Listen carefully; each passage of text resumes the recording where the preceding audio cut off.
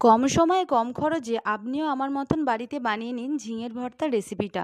দেরি করবেন না, চেটে পুটে পুরো ভাত শেষ করে ফেলবেন, এই কথা দিলাম। আপনারা দেখছেন দীপালিস কিচেনে। আজকের রেসিপি ঝিঙের ভর্তা।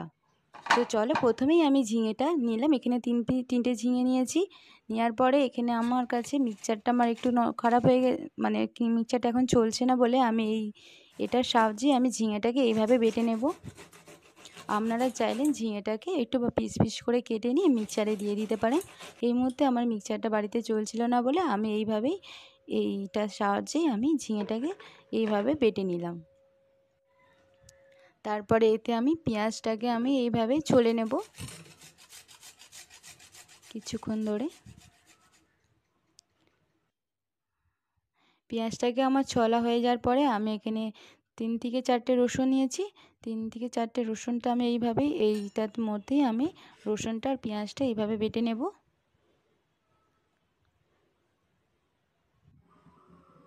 তো একটা কড়াই সর্ষের তেল দিয়ে কড়াটা গরম করে আমি কালো জিরে ফোড়ন দিলাম। দেওয়ার পরে আমি 2টো শুকনো লঙ্কা দিয়ে দিলাম। দেওয়ার পরে আমি কিছুটা কাঁচা লঙ্কা কুচিয়ে রেখেছিলাম, সেই কেটে রাখা কাঁচা লঙ্কাটা আমি দিয়ে দিলাম। দেওয়ার পরে কাঁচা লঙ্কাটা শুকনো লঙ্কাটা এইভাবে কিছুক্ষণ ভেজে নেব। নেওয়ার পরে পেঁয়াজ বাটা আর রসুন বাটাটা আমি দিয়ে দিলাম। আপনারা চাইলেন ঝিঙে যখন বাটবেন ঝিঙের সাথেই আপনারা যখন ঝিঙেটাকে মিক্সিতে দেবেন তখন একটুখানি রসুনটা আর পেঁয়াজটা দিয়ে দেবেন, একেবারেই আপনার বাটা হয়ে যাবে। তো আমি বেশ কিছুক্ষণ ধরে ঝিঙের যে রসুন পেঁয়াজ একটু ভালোভাবে ভেজে নিয়েছিলাম। তারপরে আমি হলুদ গুঁড়ো দিয়ে দিলাম আর 1 চামচ মতন লঙ্কার গুঁড়ো দিয়ে দিলাম।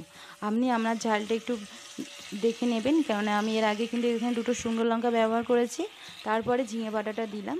ঝিঙে বাটাটা দেওয়ার পরে বেশ কিছুক্ষণ ধরে কিন্তু ঝিঙে বাটাটা একটু নাড়তে হবে, বেশ একটু সময় নিয়ে,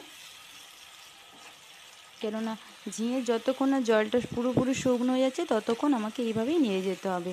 আর আপনিও এই ঘরে থাকা কিছু উপকরণ দিয়ে বাড়িতে কিন্তু বানিয়ে নিতে পারবেন। ঝিঙের রেসিপি তো অনেকবার অনেক রকমভাবে বানিয়েছেন, একবার প্লিজ বাড়িতে এইভাবে ট্রাই করুন।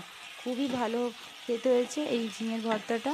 আর আপনি এইভাবে একবার বাড়িতে বানিয়ে নিন, অবশ্যই কিন্তু আপনারও এইভাবে ভীষণই সুন্দর খেতে হবে।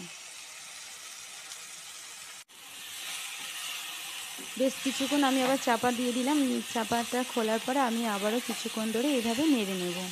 বেশ কিছুক্ষণ আমি আবারও নেড়ে নেব, কেননা প্রথমেই বলেছি বেশ কিছুক্ষণ ধরে নাড়তে হবে, কেননা যতক্ষণ না পুরোপুরি জল শুকনো হয়ে গিয়ে পুরো কড়া থেকে ছেড়ে আসছে ততক্ষণ পর্যন্ত নেড়ে যেতে হবে। তারপরে আমি দিয়ে দিলাম একটু স্বাদ মতন চিনি আর একটুখানি লবণ দিয়ে দেব। আপনি আপনার স্বাদ মতন চিনিটা দেবেন, আর না দিলেও হবে। আমি একটুখানি মিষ্টি মিষ্টি হওয়ার জন্য চিনিটা দিলাম। চিনিটা দিলে একটু ভালো খেতে হবে, এটা আপনি আপনার বুঝে নেবেন। ঝিঙে এমনিতেই একটু মিষ্টি টাইপের হয়, একটু কম চিনি দিলেও হবে। যেহেতু আমি ঝালটা একটু বেশি দিয়েছি তাই একটু চিনির পরিমাণটা একটু দিলাম, যাতে টেস্টটা একটু ভালো আসে। এইভাবে বেশ কিছুক্ষণ ধরে নেড়ে নেওয়ার পর আমার ঝিঙের ভর্তা রেডি হয়ে যায়।